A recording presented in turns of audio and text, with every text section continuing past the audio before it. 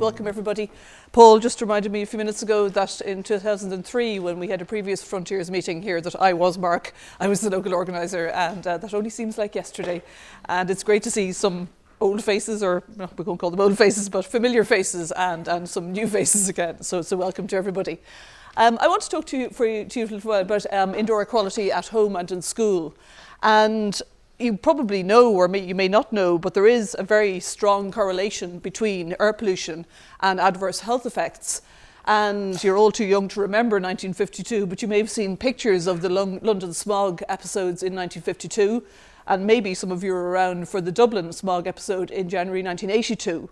And following on from those events, epidemiological studies took place, and I just want to show you some data from Pat Goodman, Professor Pat Goodman, who's in DIT, who carried out some work which was published in The Lancet, which correlated the number of excess deaths that occurred in Dublin following the smog episode in 1982. And you can see a pretty good correlation between the peaks in the pollution concentration and the peaks in the number of deaths.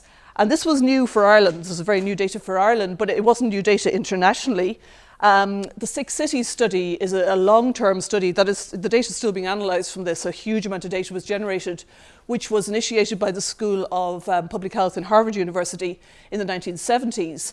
And essentially what was done was that 6 cities in the US, which is why it's called the Six Cities Studies, and those are the 6 cities up there, they were relatively small industrial cities. In those cities, volunteers were recruited and their respiratory health was tracked over a number of years, primarily between 1974 and 1977, by volunteers visiting these people and taking spirometry measurements, measuring how well they could breathe, but also by the volunteers having the participants return postcards every year saying how they were, whether they had had a chest infection, whether they had had pneumonia, and in some cases the relatives wrote to say, well, they died. And that was tracked over many years. And then there was an attempt to correlate the mortality rate with the concentration of particulates in this case, but it was also done for the gaseous pollutants as well. The ambient monitoring stations delivered the pollution data, and there was also personal monitoring went on in the houses of some of the participants. And what you can see very clearly is that there's a strong correlation between the pollution concentration and the rate ratio, the mortality rate. And that looks very striking, but you know the theory, when it was explored a little, the conclusion that was drawn was not that pollution makes you sick, air pollution makes you sick. That could be deduced from that data. That really wasn't the correct conclusion. The correct conclusion was that air pollution makes sick people sicker. So the people who died, or the excess number of people who died as a result of an excess pollution incident, like a smog incident, were people who were sick anyway. And these people tended to be old people, or very young people, or very susceptible people. And you might deduce from that, well, those people, the people who are very sick and very old, aren't running around the place, they're in buildings. And this led to the birth of the whole field of indoor air pollution research, because it was perceived then that, okay, air pollution has an impact on health, but the people who are likely to be impacted most are the people who are actually in buildings. So air pollution does get into buildings, and the next step is that air pollution is generated inside buildings. And you all probably know that there are sources of air pollution in your building.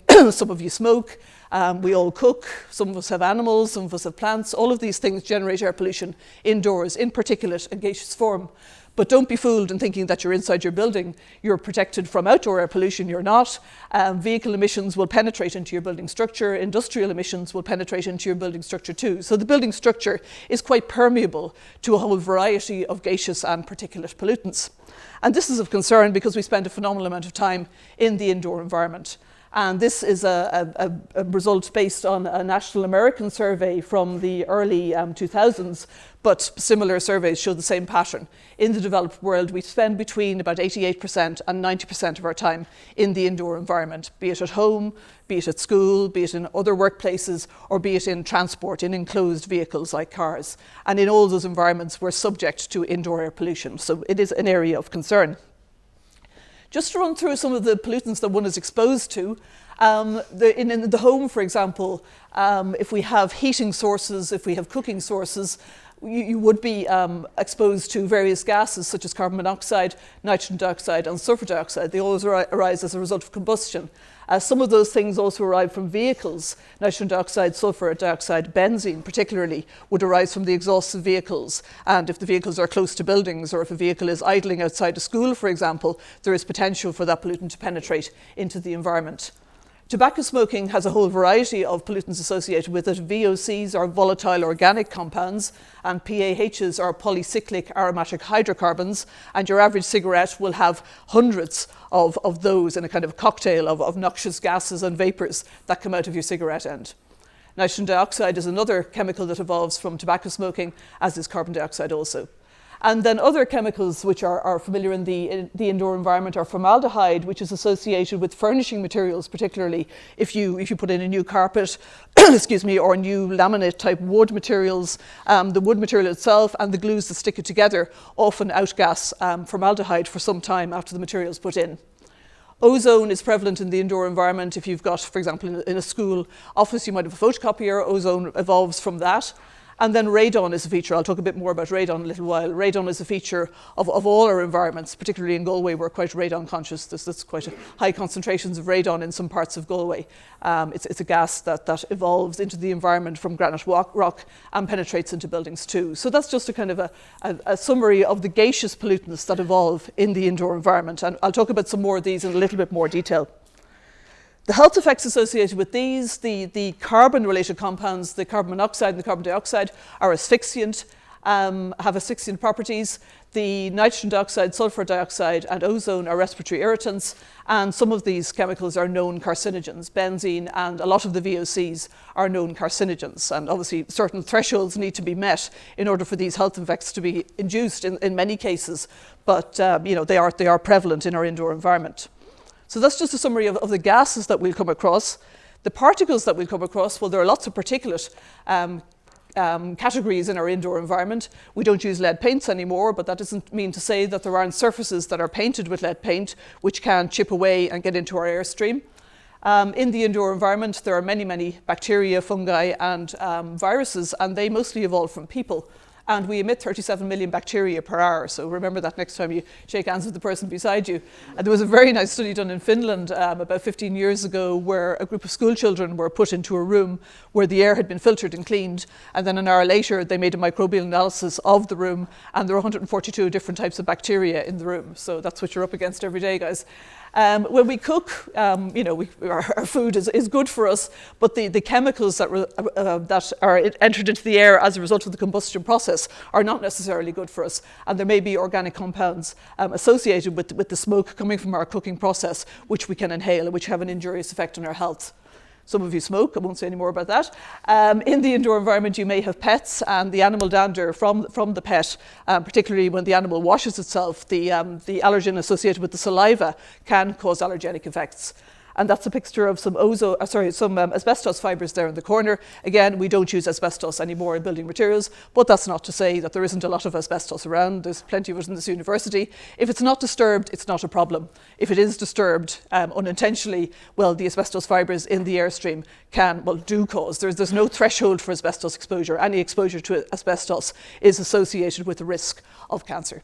So that's the bad news about the particulate matter, and the overall bad news is that every year, according to the WHO, the World Health Organization, more than 280,000 premature deaths in Europe are attributed to exposure to particulate matter in 25 countries. So particulates are not necessarily very good for you.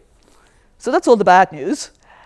Just to focus on some of the chemicals that might be of relevance in the school environment. And a school is a workplace, so the occupational exposure limits for various chemicals are what hold, but it's also a kind of a public building as well. So because of the public nature of the operation, in situations where there aren't occupational exposure limits for particular chemicals, the guidelines that would apply to the general population, to the public health aspect, they apply too. So as I said before, formaldehyde in the indoor environment arises from new furnishing materials. So if you get a new floor surface into your school, or you get new tables or chairs, worth finding out whether the materials, it's possible to get materials that don't outgas a lot of formaldehyde, but many of the glues that are used to glue these things together do. But it's worth, if you have any influence on the purchasing in your school, it's worth being aware of that and noting that.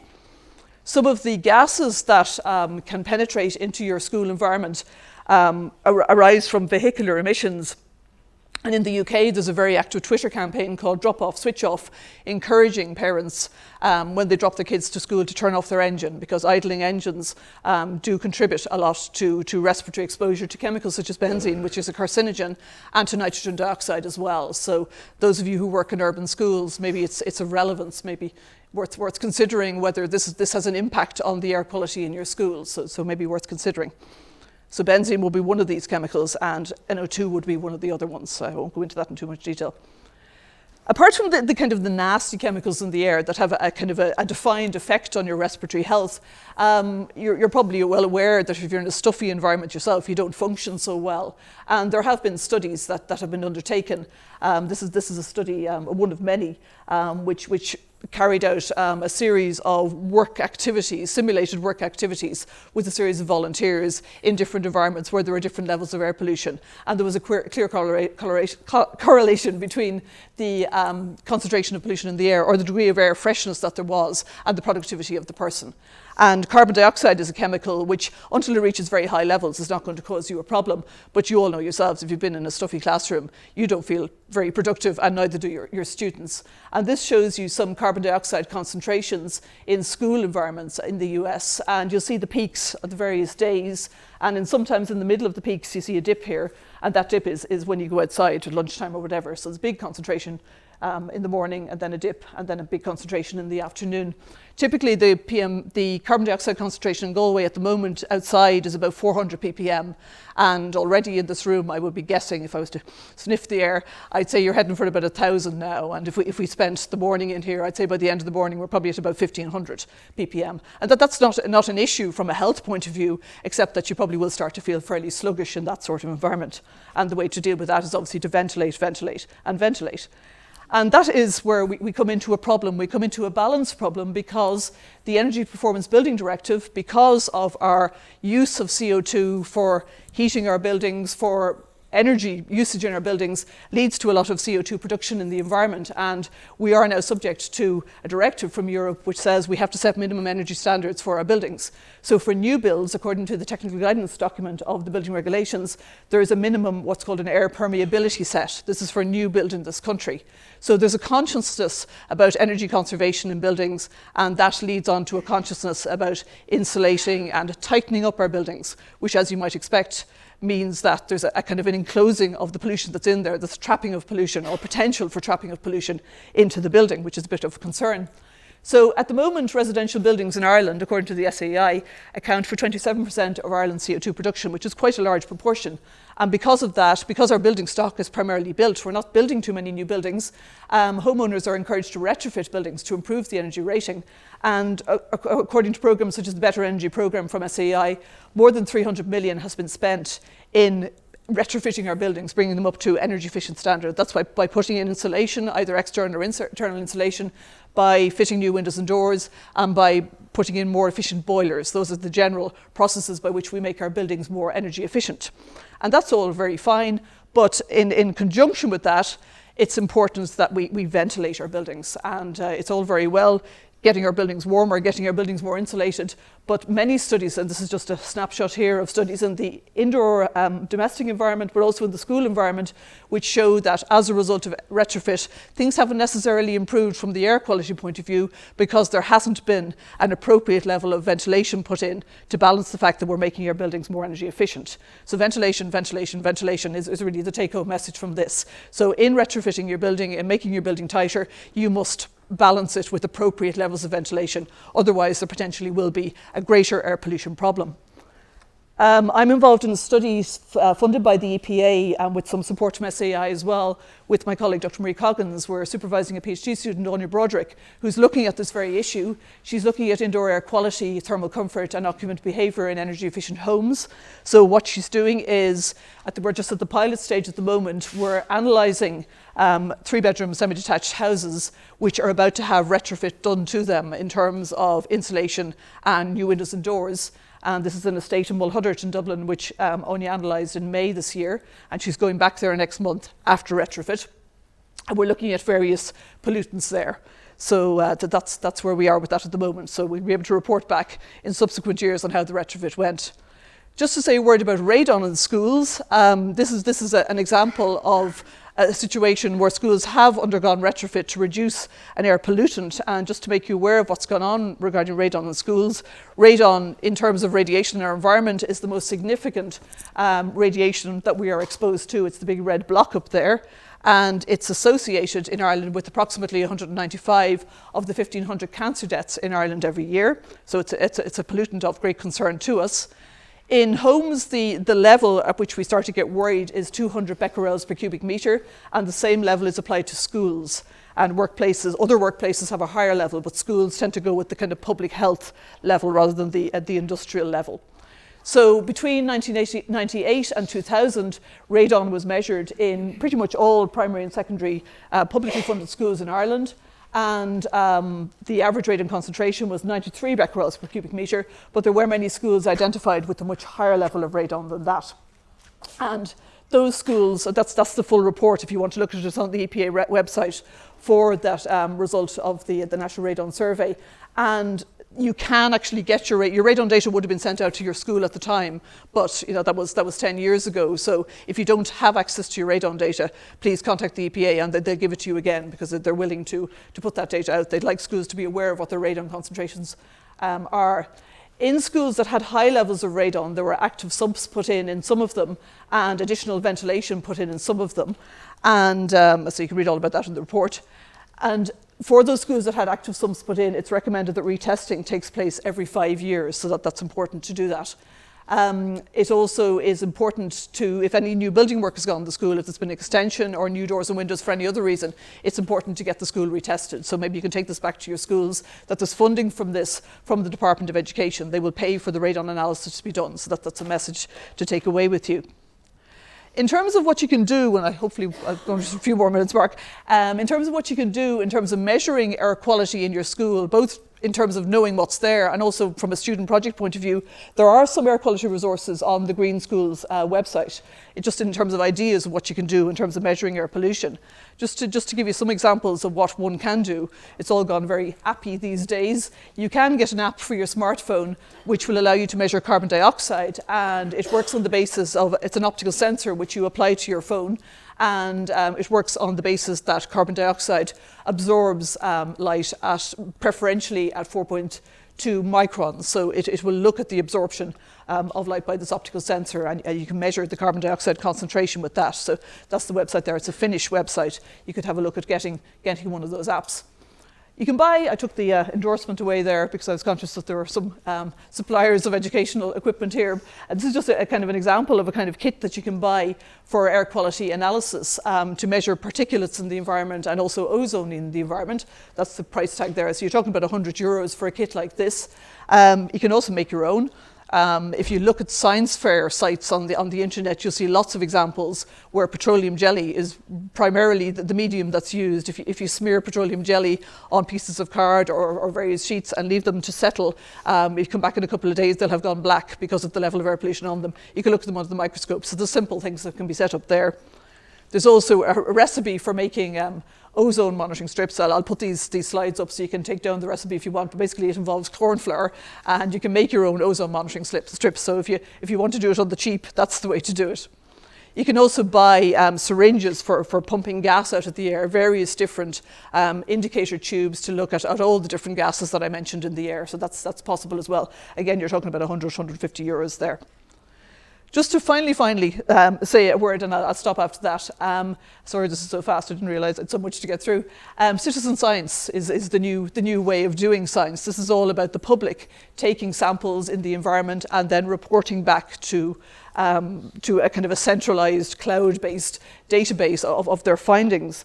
And in the air pollution arena, this is a gentleman who runs the biggest taxi firm in London. He's from County Mayo, and he's put €1 million in London into putting air pollution sensors into schools in London. So pretty much every school in London has access to an air pollution sensor, which then feeds back to a network called Air Sensa. So maybe it's worth writing to him and saying, look, remember your roots, you're from Ireland, would you give us some money to do that in our schools as well? Maybe that's something you could consider. Another thing that you can actually buy off the shelf is a thing called an air quality egg. This retails for about €180. Again, it's a citizen science initiative where this egg, you buy a basic egg and you set it up, and again, you transmit data back on the air quality in your environment. I had to click on the Ireland one, and there is an air quality egg in Shannon, so somebody's actually doing this in Ireland.